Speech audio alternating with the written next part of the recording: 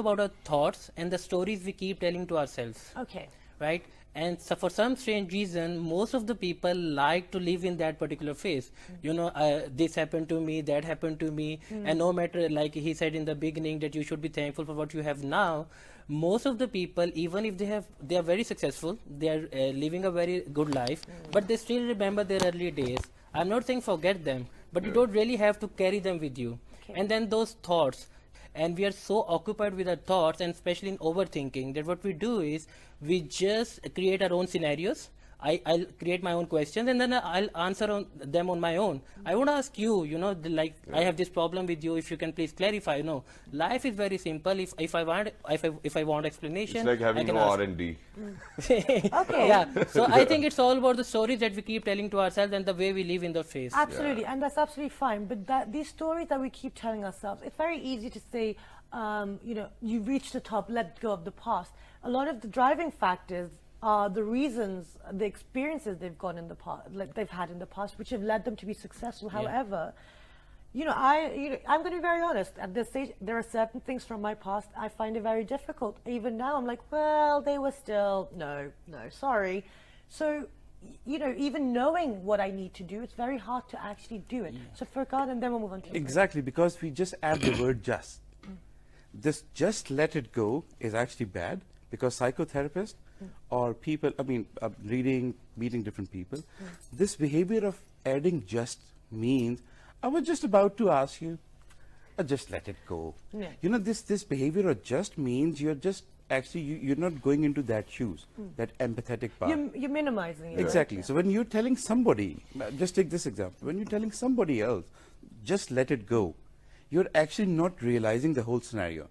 And put it to yourself, the stories you're telling to yourself, and you say, how can I just let it go? Yeah. So that means that there's no gray area in it. It's not a psychology. Either you let it go or either you hold on to it. Because even if you're making those, you know, loads of thinking, overthinking is actually the primary stage of overthinking is actually the analytical ability of any human being, which is good. But overthinking is actually a bad thing. So you see, it's kind of Don't a blend. do it, guys. Exactly. So it's a blend. It's a blend. Yeah. At that moment of time, what you have to do is, as I was saying earlier on, you have to actually draw a line. Draw a line between what should I be letting go. For example, this was the story of my past. All right. We all had like different stories from our past, sometimes good, sometimes bad. If you keep on holding it, you know, it's the noise of the, for example, many people have different experiences in their professional lives or personal lives. What happens if they keep on holding it, they won't progress because they're still living in the past. And that's the magic thing. All right. Because we live not in the present, and that is the primary. So then at the same time, it's my favorite story. For example, I have a 10 kg of backpack, and it's filled with potatoes of 10 kg, right? So it weighs 10 kg. And when I'm walking, it's at my back. When I'm standing, I'm holding it.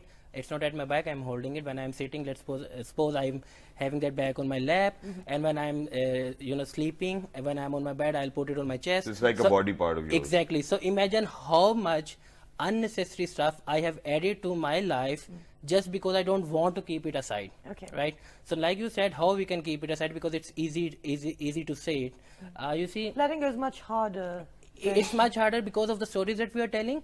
But I personally believe we should take past as a nursery, as a school, and the best thing to do with your past is to, no matter how bad or how harsh it was, the experiences you had, you take your lessons from it and you let it go.